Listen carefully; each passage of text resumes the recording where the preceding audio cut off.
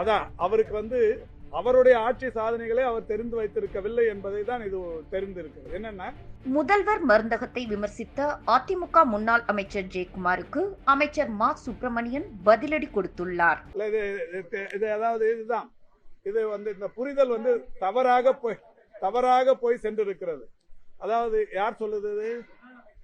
அதான் அவருக்கு அவருடைய ஆட்சி சாதனைகளை அவர் தெரிந்து வைத்திருக்கவில்லை என்பதை தான் இது தெரிந்திருக்கிறது. என்னன்னா, அம்மா கிளினிக்னு ஒன்னு இருந்தது, அம்மா மருந்தகம்னு எதுவும் இல்லை. அம்மா உப்பு கடைன்னு வச்சிருந்தாங்க, அம்மா என்னென்ன வச்சிருந்தாங்க, அம்மா உப்பு கடை, உரக்கடைன்னு எல்லாம் வச்சிருந்தாங்க, தண்ணி பாட்டில் கடை எல்லாம் வச்சிருந்தாங்க. அம்மா மருந்தகம்னு எங்கேயும் வச்சிடல. மருந்தகம் எங்க இருக்குன்னா, ஒன்றிய அரசாங்கத்தின் மக்கள் மருந்தகம் என்று ஒன்றிய அரசாங்கத்தின் சார்பில் தமிழ்நாட்டில் ஒரு 800க்கும் மேற்பட்ட இடங்களில் வைத்திருக்கிறார்கள். இதை தவிர்த்து அம்மா மருந்தகம்னு எந்த காலத்திலையும் வைக்கல. ஜெயக்குமார் எந்த நினைப்புல சொல்றாருன்னு தெரியல.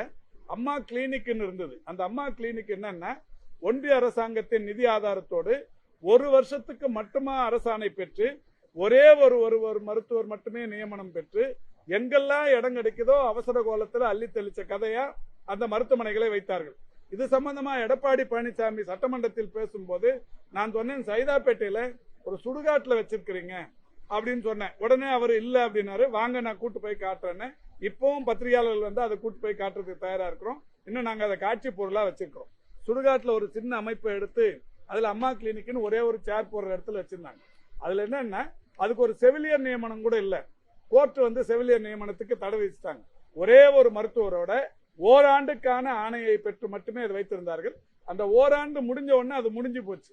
ஏதோ அம்மா கிளினிக் ஏதோ இது மாதிரியான பெரிய கட்டமைப்போடு விளங்கியதாகவும் நூற்றுக்கணக்கான மருத்துவர்கள் அந்த மருத்துவமனையில் வேலை செய்ததை போலவும் அம்மா கிளினிக் மூடிட்டதால ஏதோ தமிழ்நாட்டில் மருத்துவ கட்டமைப்பே சிதைந்து விட்டதை போலவும் எடப்பாடி பழனிசாமி எல்லாம் கடந்த காலங்களில் பேசினார்.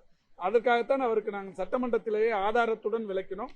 எந்த அரசாணையை இவர்கள் பெற்ற அந்த ஒரு மருத்துவருக்குரிய அந்த அம்மா கிளினிக்கை தொடங்கினாங்களோ அந்த ஆணையை காட்டு, அந்த தேதி எக்ஸ்பயர் ஆனதையும் காட்டி, இது முடிஞ்சு போன விஷயம் அப்படின்ற மாதிரிலாம் சொல்லி அதை பண்ணிட்டோம். செய்திகளை உள்ளது உள்ளபடி தெரிந்து கொள்ள ரெஃப்ளெக்ட் நியூஸை சப்ஸ்கிரைப் பண்ணுங்க.